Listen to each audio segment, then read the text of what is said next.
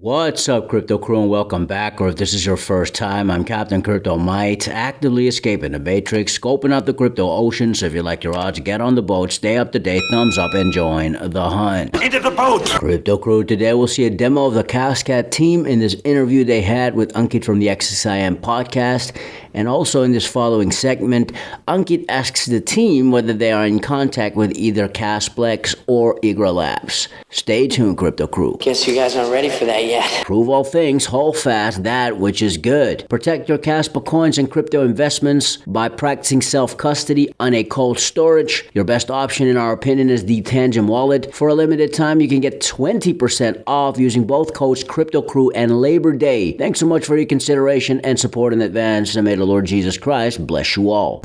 I think we will announce the most favorable for our project soon. For the moment, we don't finalize which one we would like to choose. So we just continue to explore and to talk. We are open, but we will not say today which one we choose. Yeah, it's more about all the things they said and all the documentation of testnet we have at disposal.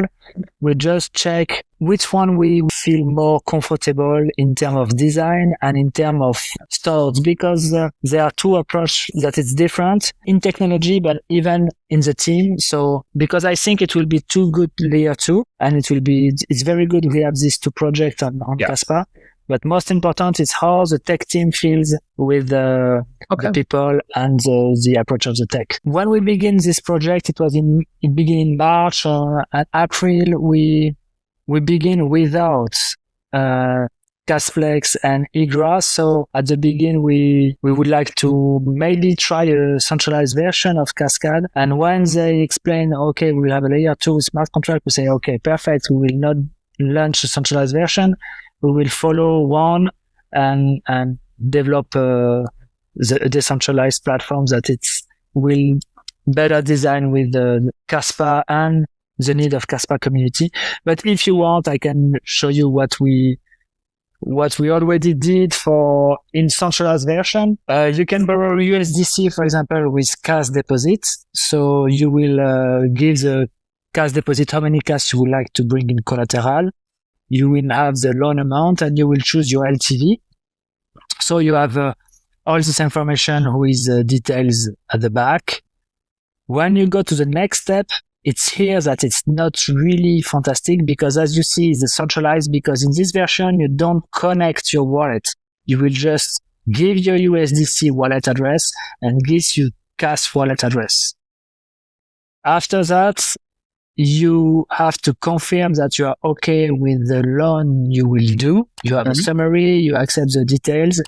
And after that, you have to send your cash in collateral on our protocol. So when we receive the cash, we will verify it's a good number for the collateral, and we will send you in the address you give it to us, the USDC, for example, on your wallet. So at this moment, the mechanism of borrowing is activated, and you can follow it on your dashboard, that you can see your collateral, your loan, your interest, the liquidation price you will have. You can follow the cash price, and you can understand in real time, because we would like to build a transparent oracle.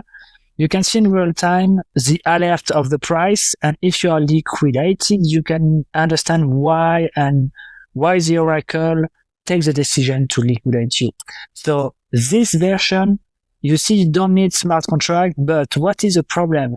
The problem with this version is you need to trust the people behind Kaskad, that they will send USDC on your wallet when you send the cash here. So with smart contract, it will be the smart contract we will do it. So you can see, even in the centralized version, you can have your own oracles, and you can have automatic liquidation, automatic alert. It doesn't change a lot, but it's when you sign contract and when you finish your contract, it's really important. It's transparent, and you don't have to trust human.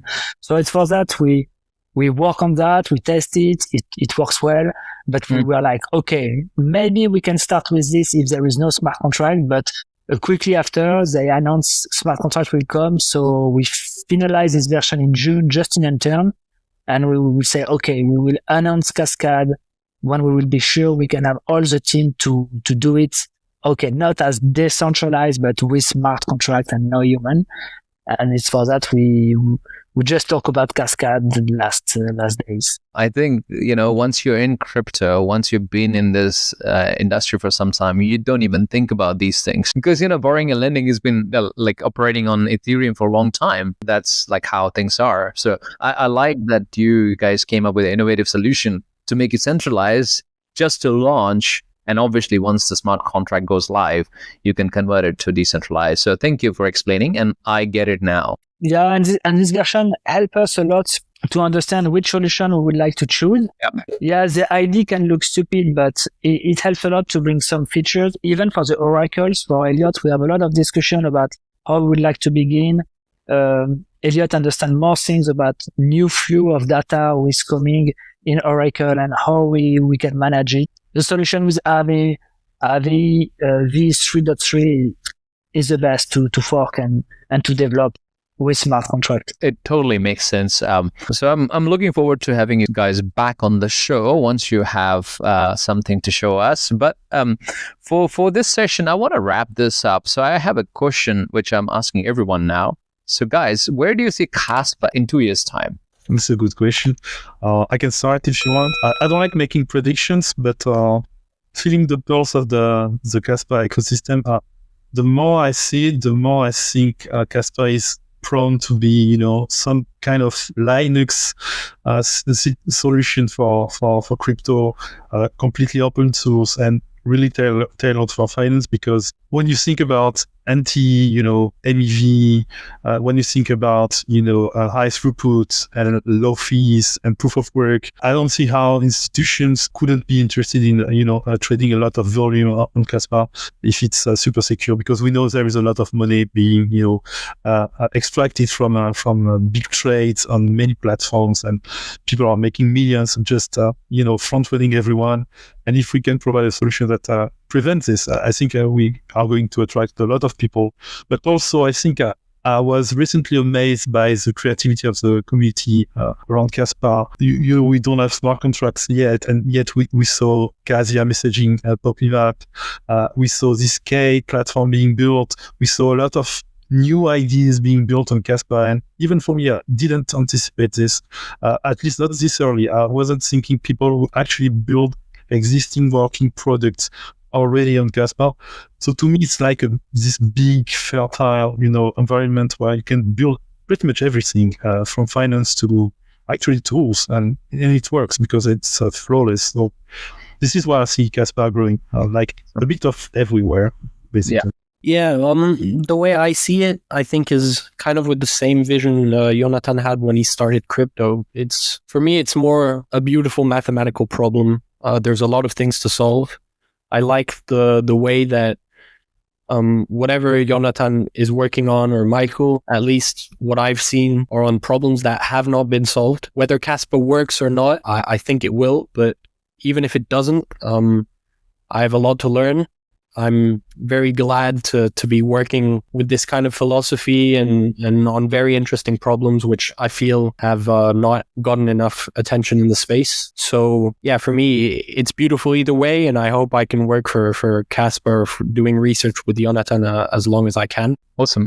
Julian, you want to wrap this up? Yeah, I think that there is the need of this platform, so I'm very positive. It will depend for sure of the adoption of people, if people will use Kaspa. But if we continue like a lot of team to build app on Kaspa, I'm sure it will help. And as you say, competition is good because it will provide some services and the better will rest and will be used. A lot of people say you need to have revenue for the layer one, for example, to succeed.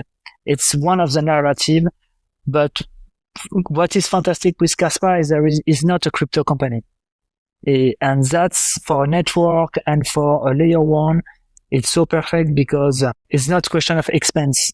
It's just question of, even if it's few revenue, it's for that, I believe Kaspa coin will be sustainable. The price of the Kas coin will be sustainable. And it's important too, because don't forget we have miners and they need to have revenue too. So I'm positive for the next 2 years, and I don't make prediction of at all for the price or for something, but just focus on building on this network.